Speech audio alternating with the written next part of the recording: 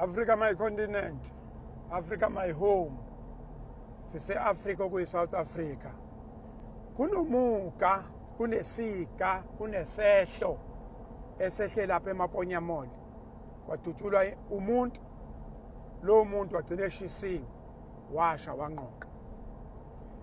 Ekutholeni kwami-ke namhlanje ngiyathola ukuthi sisababaza lokho, kanti lensizwa eyala kwaZulu, eyase KZN, eyalapha oLundi, angisho kwaZulu isibongo. Uma sekunesimo ke esinjalo,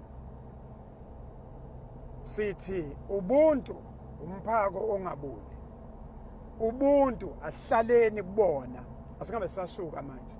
Ngoba izehlo ezehlayo, iziga ezehlayo zisiphushele khoneni elilodwa ukuthi sihlale ndawonye, sizidla amanxeba. Okusho ukuthi ke into asoyenza manje, njengamanje umndeni sesiwutholile wonke, sakhuluma nawo. Okubalekile kufuna sikwenza ukuthi ezinhlungwini umndeni okuzona, emanzini umndeni ohleli kuwona, okwethu asibabambise ukuthi siqinisekise ukuthi insizwe esencane le, umngcwabo walensizwe esencane siwuthwale siyi-South Africa, siyi-Afrika. Thwalwe thina, umndeni ungathinti lutho.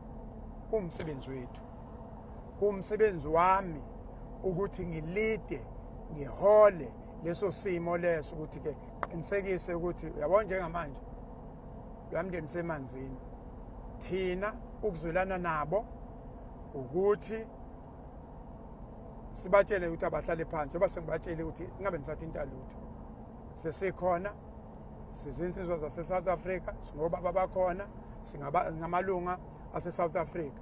Thina ukuthi siqinisekise ukuthi ingane iyalandwa eGoli, iyabuyiswa eKZN, izongcwatshwa, futhi ekungcwatshweni kwayo ingcwatshwe ngendlela yokuthi umngcwabo ozoba nesizotha, ulethe induduzo, ulethe imfudumalo.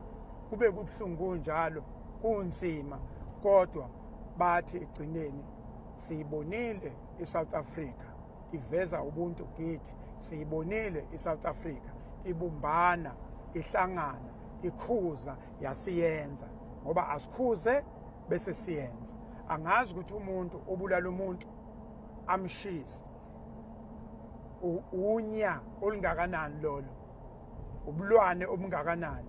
Kuphinde futhi umuntu wase-South Africa uyazi ukuthi sinenkinga ye-forensic lab la eSouth Africa. Mawubulala umuntu uphinde umshisa, uthi lo muntu uyongcwatshwa nini? Uyongcwatshwa after 4 years, after 2 years, after 1 year. Ayikho into enjalo. Ubulwane ekufuna sibukhuze, sibukhahlele ngenyawo zombili ukuthi unya lolu. Angiboni ukuthi ukhona umuntu okahle la ekhanda ongenza into ebuhlungu kanje. Kodwa ke angikho ke lapho, ayibambe ikhona. I thank you.